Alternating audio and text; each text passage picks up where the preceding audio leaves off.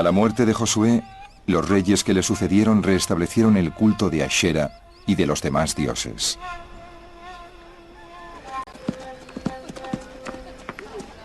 En respuesta a su abandono del monoteísmo, el profeta Jeremías dijo al pueblo de Judea que había recibido un amenazador mensaje de Dios. La palabra de Yahvé llegó a mí. Ve a casa del alfarero. Y fui a casa del alfarero y le encontré trabajando en el torno.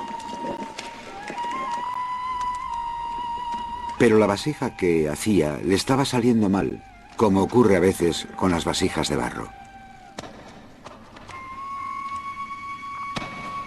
Así que volvió a empezar.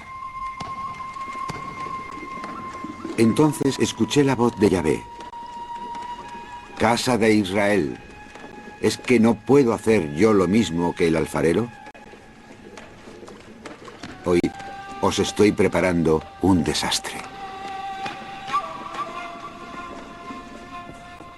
Según Jeremías, Dios estaba tan irritado que decidió mandar a los judíos al exilio y volver a empezar.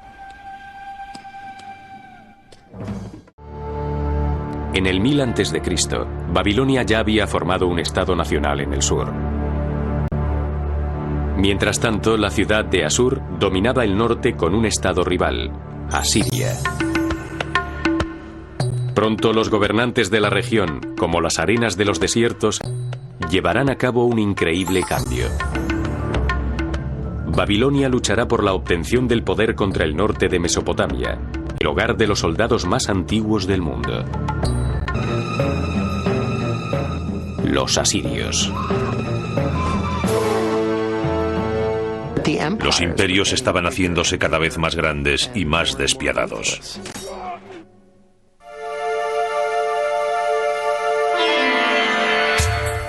Los asirios, que eran semitas, llevaban habitando Mesopotamia desde hacía al menos 4000 años. En el siglo IX a.C., sus conquistas ya se habían extendido mucho más allá de Asur, la capital y principal ciudad de Asiria. Del 885 a.C. al 860 a.C., el rey asirio Asurnasipal II se concentró principalmente en los asuntos militares. Quería construir una nueva Asiria. Más de 100 años atrás había sido una gran potencia, y Asurnasipal estaba decidido a que volviera a serlo. Todo su gobierno estaba centrado en asuntos militares. La campaña de Asurnasipal sirvió de ejemplo para los futuros reyes de Asiria, que construyeron imperios de manera despiadada y decidida. Los relieves esculpidos en las paredes de los palacios de los reyes asirios muestran a los soldados haciendo pedazos las murallas de las ciudades enemigas. Se ven barcos de guerra con artefactos. Se ven carros de guerra. Se ve todo el calvario. Se ve a la infantería excavando túneles bajo las murallas de las ciudades que están sitiando. Los imperios estaban haciéndose cada vez más grandes y cada vez más despiadados. Asurnasipal fue terriblemente cruel con los prisioneros de guerra y con sus propios súbditos cuando protestaron por la subida de impuestos. Intentaba imponer su criterio de la manera más brutal posible. Describía con detalles truculentos cómo despellejaba a la gente, poniendo las pieles en las murallas de la ciudad y haciendo montañas de cabezas decapitadas. Algo realmente horrible.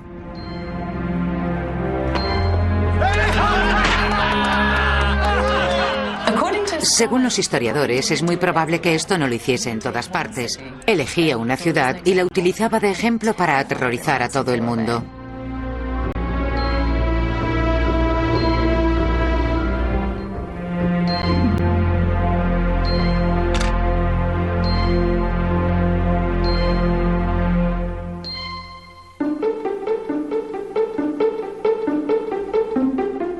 Cuando murió Asurnassipal en el 860 a.C., su reino llegaba hasta el norte, a las fronteras del este de Turquía y el mar Mediterráneo.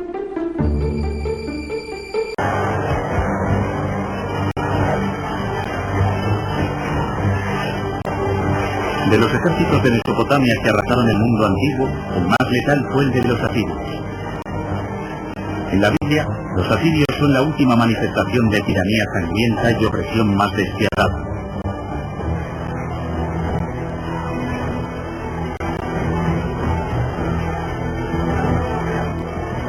Años antes de la toma de los presos israelitas por Nabucodonosor, la Biblia cuenta que el rey asirio Sanarib atacó la tierra de los israelitas.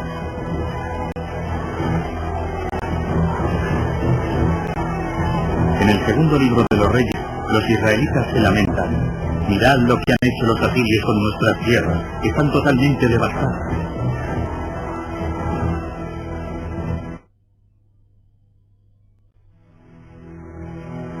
Los asirios eran súbditos de reyes despóticos. Creían en el poder absoluto. El poder absoluto representa el control y casi invariablemente este poder se mantiene a merced de la eficacia y fuerza militar. Los asirios mantenían una máquina de guerra enormemente poderosa y eficaz. En las paredes de los palacios de los reyes asirios se encontraban las crónicas de algunas de sus expediciones descritas en términos vanagloriosos y grandilocuentes. Cuando los asirios tomaban, por ejemplo, una ciudad, apilaban las cabezas de los prohombres al lado de la entrada de la ciudad, o degollaban vivo al rey, clavaban su piel en la muralla de la ciudad, o algo así. El poder asirio, simbolizado por la Real Casa de Leones, descansaba en manos de los despiadados reyes guerreros.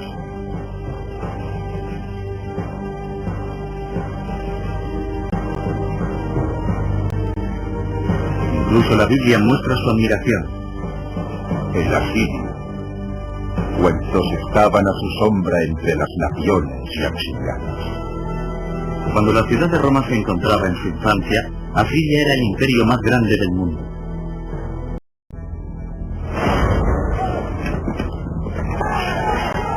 Es el año 586 a.C.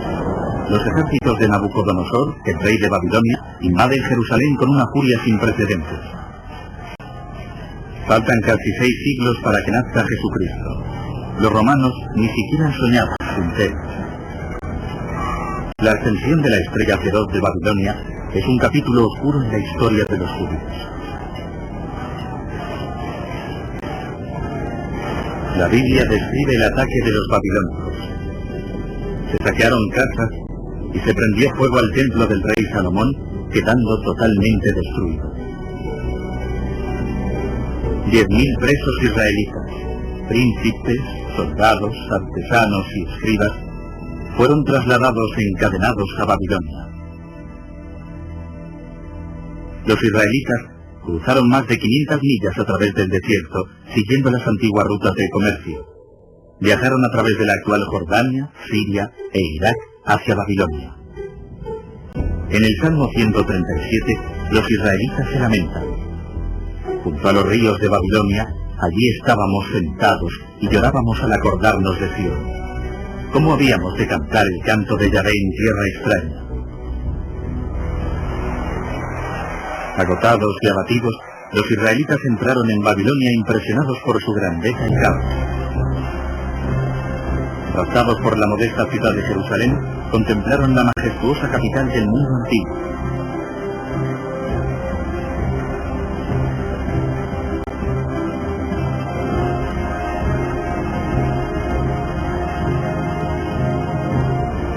Pero de alguna manera, los israelitas lograron no solamente cantar la canción del Señor en esta tierra extraña, sino también ponerla por escrito.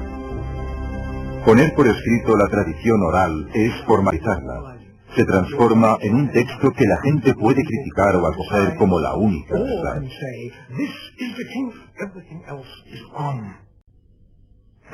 Yo creo que esta es la consecuencia más importante de la puesta por escrito de la Biblia. Hoy en día, las reconstruidas murallas que rodean Babilonia están estampadas con el nombre de Saddam Hussein. Pero hubo un tiempo en que estos ladrillos ostentaban otro nombre, el del rey Nabucodonosor. Era una tierra de muchos dioses e ídolos paganos, un escenario improbable para la creación de uno de los textos más sagrados del mundo. Sin embargo, la gran diversidad de Babilonia gestó el ambiente perfecto. Entraron en un entorno cosmopolita. Hasta los israelitas más educados y cultos tenían contacto directo con gente muy diversa. Los israelitas se encontraron en un crisol de razas y lenguas, con dioses y espíritus. Se preguntaban en el libro del Apocalipsis, ¿qué hubo comparable a la gran ciudad? Sus mercaderías de oro y plata, de pedrería y de perlas, de clase de fieras impuras y detestables. Babilonia, la grande, la madre de las meretrices e idolatrías de la tierra.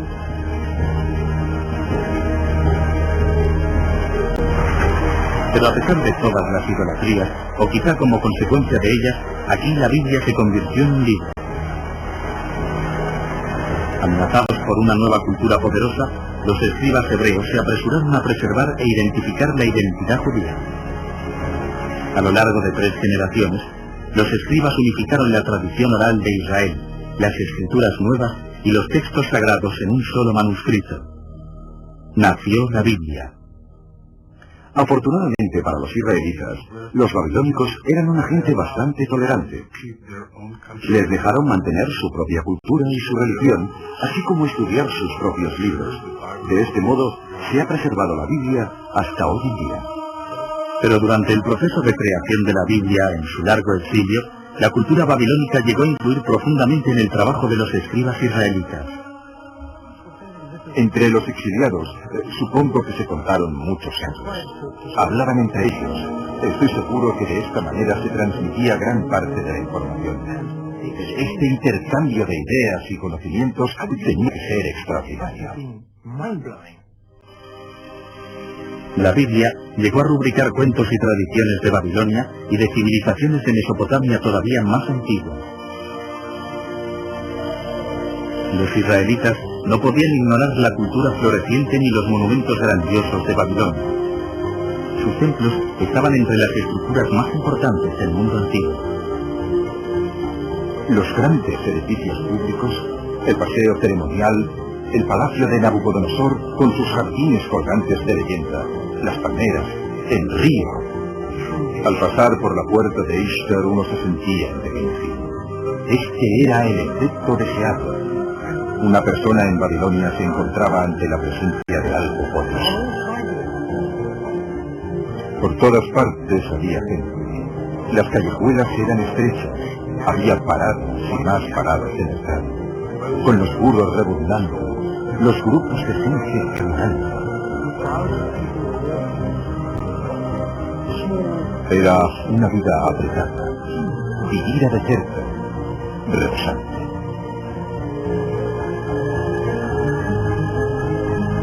Y fue aquí, según cuenta la Biblia, donde uno de los monumentos más extraordinarios del mundo antiguo tocaba el cielo, la Torre de Babel. Durante generaciones, los aventureros y peregrinos esperaban que al hallar la famosa torre se confirmaría la veracidad de los relatos bíblicos.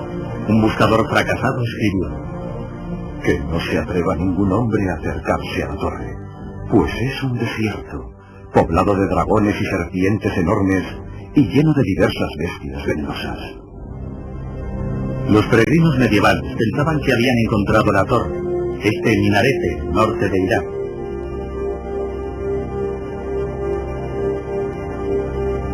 Pero se equivocaban. Esta torre se construyó 1500 años más tarde y lejos de las murallas de Babilonia. Quizás la posibilidad más interesante es la que propuso Robert Koldewey, un arqueólogo alemán. A principios del siglo XX descubrió un barranco rectangular que contenía algunos ladrillos antiguos.